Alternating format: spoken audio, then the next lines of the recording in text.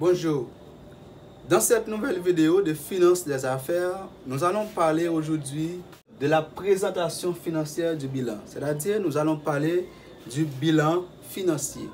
Maintenant, il faut souligner pour nous, il y a différents types de bilans que nous sommes capables de constater. Ok? Il y a ce qu'on appelle le bilan comptable. Il y a le bilan financier. Il y a le bilan prévisionnel. Et il y a le bilan fonctionnel. Le bilan comptable, c'est une façon plus simple pour nous capable présenter de manière détaillée les éléments qui se trouvent au niveau des comptes des actifs, au niveau des actifs et des passifs. Ok? Nous joignons ça au niveau de la comptabilité. Le bilan financier présenté en grande partie, en grande manchette, ok? Les actifs et les passifs tenant compte aussi du besoin en fonds de roulement.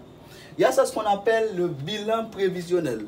Le bilan prévisionnel permet que nous évaluions une prévision au niveau de la création de l'entreprise. Nous jouons un bilan prévisionnel dans un plan d'affaires par exemple. Dans un plan d'affaires qui a évalué ensemble des prévisions. Et il y a ce qu'on appelle le bilan fonctionnel. Le bilan fonctionnel, c'est un tableau qui présente les ressources et les emplois au niveau de l'entreprise. Ça, c'est le bilan fonctionnel.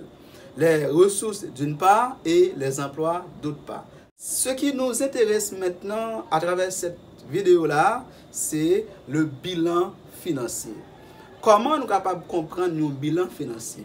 Voyons ensemble avec moi ici un bilan financier qui représente les immobilisations à travers les 3 années de l'entreprise Droid et les stocks à 3 années, créances clients et les disponibilités. Et au niveau des passifs, on a capitaux propres, dette financière long terme, dette d'exploitation et dette financière court terme. On a utilisé le bilan ça nous là pour nous capables de simplifier. L'important pour nous capables de faire 2 calculs là. Nous pourrons faire passer les dettes d'exploitation à l'actif avec le signe moins et les disponibilités au passif avec le signe moins. Qui ça nous pourrons venir qu'on est capable de simplifier le bilan. Donc d'abord, nous connaissons que on a le besoin en fonds de roulement, qui est égal à stock, ok, stock plus client et moins dette d'exploitation.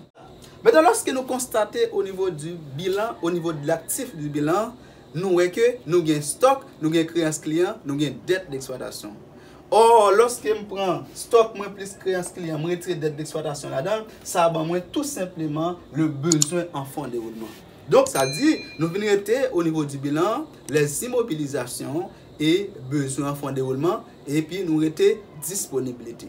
Là, nous passons au passif, nous voyons que nous gagnons capitaux propres, dette court terme, dette long terme et les dettes d'exploitation.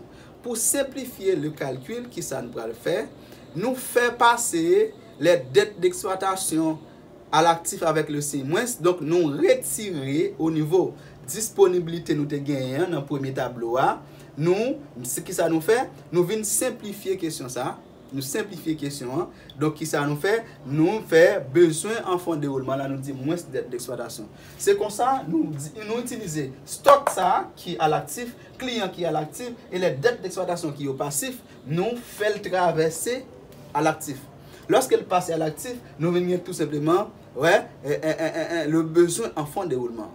Et nous prenons la partie qui était constituée sans les disponibilités dans l'actif là, nous traverser au passif avec lui. Qui ça nous fait? Nous dit que c'est nous additionner les dettes long terme plus dette court terme, moins disponibilité au passif et il nous reste endettement net. Donc ça, l'endettement net, ici, on constate, on a alors un bilan financier qui présente à l'actif les immobilisations et besoins en fonds de roulement.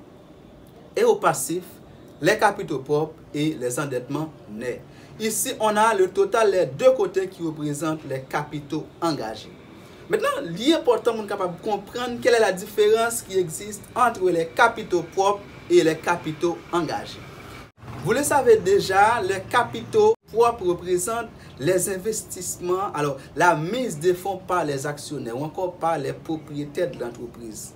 Donc, mise de fonds, ça capable de constituer le capital social, réserve et les résultats de l'exercice. Maintenant, et les capitaux engagés lui-même.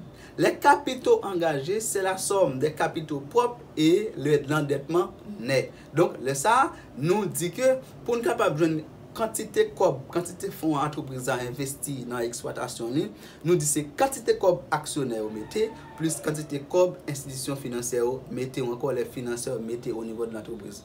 Lorsque nous prenons part d'investissement au niveau des actionnaires plus part d'investissement au niveau des financeurs, donc cela nous donne le capitaux engagés.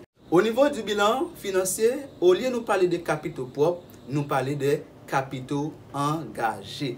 Il est important pour nous capable de calculer la rentabilité et des capitaux propres et la rentabilité des capitaux engagés. La notion de rentabilité. Ok? La notion de rentabilité permet que nous comprenions à chaque dollar ou bien à chaque goutte investi combien en retour que l'actionnaire a bien pour retirer ou bien l'ensemble entreprise capable de retirer sur chaque communauté en fonction des capitaux engagés. Donc, parlant de la rentabilité, nous allons voir deux types de rentabilité. Qui c'est la rentabilité des capitaux engagés et la rentabilité des capitaux propres. Déterminer la rentabilité des capitaux engagés, c'est déterminer au niveau des capitaux engagés par l'entreprise, pour chaque dollar engagé de l'entreprise, combien il y a en retour. En retour, combien l'entreprise a besoin. Parlant de la rentabilité des capitaux propres, c'est à chaque dollar qui est actionnaire ou investi dans l'entreprise, combien il gagne en retour au niveau de l'entreprise. Donc la rentabilité, c'est le rapport qui gagne, j'en dis là, avec ça, moins t'es investi par rapport avec qui ça me joint. Alors ça me joint par rapport avec ça, moins t'es investi. Donc c'est pour cette raison qu'on dit que pour calculer la rentabilité des capitaux, engagés, ok, nous dit capitaux engagés, c'est ça actionnaire mettez plus ça, banque mettez dans l'entreprise ça. La rentabilité des capitaux engagés, cela nous permet de dire que c'est le résultat d'exploitation. Le résultat d'exploitation divisé, divisé par les capitaux engagés. Résultat d'exploitation divisé par les capitaux engagés. Maintenant, et pour déterminer la rentabilité des capitaux propres, on dit c'est le résultat net, résultat net divisé par le capitaux propre. Donc, normalement, investisseurs ou bien actionnaires, alors on dit actionnaires plutôt, ils ont pour joindre une rentabilité par eux qui ça été mis dans l'entreprise qui ça rapporte à partir du résultat net de l'entreprise. Parce que si à partir du résultat net, pour le gain ça capable une redistribution des dividendes au niveau de l'entreprise. Tandis que ça qui a rapport avec capitaux engagés, il y a là-dedans, les banques là-dedans, en gros, ensemble, font entreprise à mettre dehors. Et ça fait que c'est important pour nous utiliser capitaux engagés. Ouais, il est important pour nous utiliser le rapport entre les résultats d'exploitation, c'est-à-dire résultats avant impôt, résultats avant impôt et capitaux engagés. Lorsque je parle de capitaux engagés, moi, capitaux propres plus endettement. Maintenant, voyons dans un petit tableau comment nous sommes capables de calculer la rentabilité des capitaux engagés.